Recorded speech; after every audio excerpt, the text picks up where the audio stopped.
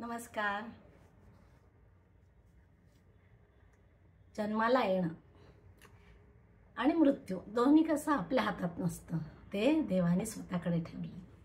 तर जेव्हा जन्माला माणूस येतो तेव्हा एखाद्या गरिबीत म्हणजे एखाद्या गरीब घराण्यात एखादी व्यक्ती येते, तेव्हा तिच्या मनात असं वाटत असतं की काय ना, माझा जन्म या गरिबीत का झाला, गरीब घराण्यात का झाला. किंवा असं वाटतं कधी कधी, अरे त्या अंबानीच्या घरात आपला जन्म का नाही झाला, किंवा आपण अंबानीची सून का नाही झालं. असं म्हणजे जे गरिबीत वाढतात त्यांच्या मनात नक्कीच असले विचार येत असणार. त्यांना त्यांच्या गरिबीवर विचार करायला त्यांचं मन भाग पाडत असणार. आपण असं उदाहरण घेऊ, एखाद्या घरात 3 भावंड आहेत, पण तिन्ही भावंड वेगवेगळ्या. एखादी खूप श्रीमंत असतं आणि एखादी शिकतच नाही, अगदी गरीब असतं, आणि एखादी जस्ट बेताचं कमवत असतं.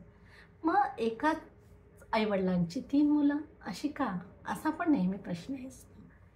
तर हे काय, हे म्हणजे आपले गेल्या जन्मीचे कर्म, त्यांनीच आज आपल्याला हे दिसतं. तर हे गेल्या जन्मीचे कर्म. तर आपल्याला गेला जन्म म्हणजे हा जन्म आता कुठला आहे पहिला, कारण 7 जन्म घेतात असं म्हणतात. तर जर 7 जन्म घेतात तर आता हा जन्म पहिला आहे, 7वा आहे, 3रा आहे, माहिती नाही.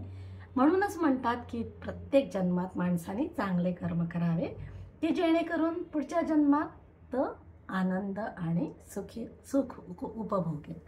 म्हणून प्रत्येक जन्मात माणसाने चांगले कर्म करावे. तर मला असं सांगायचं आहे की गरिबी हे काय आहे, म्हणजे गरिबी ही शाप आहे काय आहे. तर आजची माझी कविता ह्यावरच आहे, गरिबीवर. ऐकूया गरिबी. मानवाला जन्माला घालणारा देव आहे एक. मानवाला जन्माला घालणारा देव आहे एक. तरी प्रत्येकाच्या जगण्यात फरक आहेत अनेक. तरीही प्रत्येकाच्या जगण्यात फरक आहेत अनेक. एक खातो तुपाशी अन दुसरा असतो उपाशी. एक खातो तुपाशी आणि दुसरा असतो उपाशी.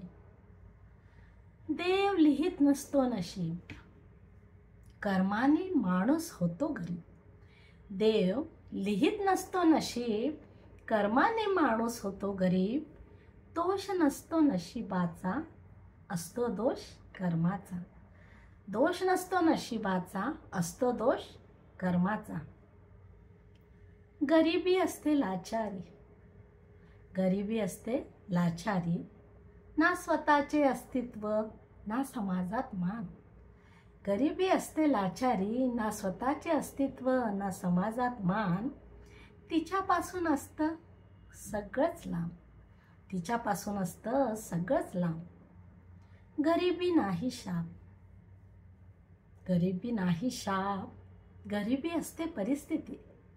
गरिबी नाही शाप, गरिबी असते परिस्थिती. आटोक्यात नाही कुटुंब नियोजन, म्हणून आहे ही स्थिती. आटोक्यात नाही कुटुंब नियोजन, म्हणून आहे ही स्थिती. गरिबी हटविण्यासाठी लढा हा द्यायलाच हवा. गरिबी हटविण्यासाठी लढा हा द्यायलाच हवा. साक्षरता व कुटुंब नियोजनाचा धडा गिरवायलाच हवा.